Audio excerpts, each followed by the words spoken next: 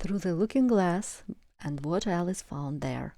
Chapter 3, Looking Glass Insects. Alice wanted to go to the third square, so she ran down the hill and got on a train. "Tickets, please," said the guard. "Now then, show your ticket, child," the guard went on, looking angrily at Alice. "I haven't got a ticket," Alice said. "There wasn't a ticket office where I came from." "Don't make excuses," said the guard. He was looking at her first through a telescope, then through a microscope, and then through an opera glass. At last he said, "You're traveling the wrong way," and went away. "A child," said the gentleman sitting next to her, who was dressed in white paper, "should know which way she's going, even if she doesn't know her own name." A god that was sitting next to the gentleman said in a loud voice, "She has to know her way to the ticket office, even if she doesn't know her alphabet."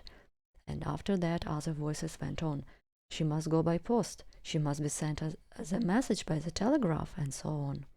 Alice began, "I was in a wood just now, and I wish I could get back there." But at that moment there was a shrill scream from the engine, and everybody jumped up. The horse said, "It's only a brook, and we have to jump it over." Alice was nervous. In another moment the carriage rose up into the air, and the next moment she was sitting under a tree with a net from the train. It was sitting on a branch over her head. It was an enormous net, about the size of a chicken, Alice thought. "You don't like insects?" the net asked.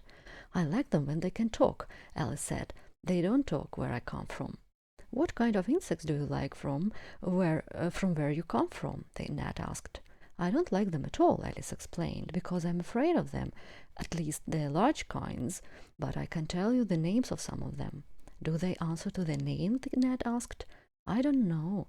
"What's the use of having names," the net said, "if they won't answer to them?" "It's useful to the people who name them. If not, why do things have names at all?" "I can't say," the net said. "Here they've got no names." After this Alice was silent for a minute or two. The net asked, "I think you don't want to lose your name." "No, I don't," Alice said. She was a little nervous. "Only think how nice it would be if you could go home without a name.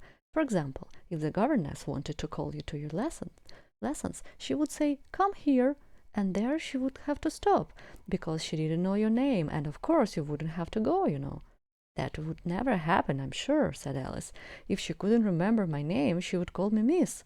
"Well, if she said Miss and didn't say anything more," the net said, "of course you would miss your lesson. That's a joke." Alice looked up, but the net wasn't there. Alice got up and walked on. Soon she came to an open field, with a wood on the other side. It looked much darker than the last wood, and Alice was a little afraid. However, she decided to go on. This was the only way to the 8th square. "Maybe this is the wood," she said to herself, "where things have no names.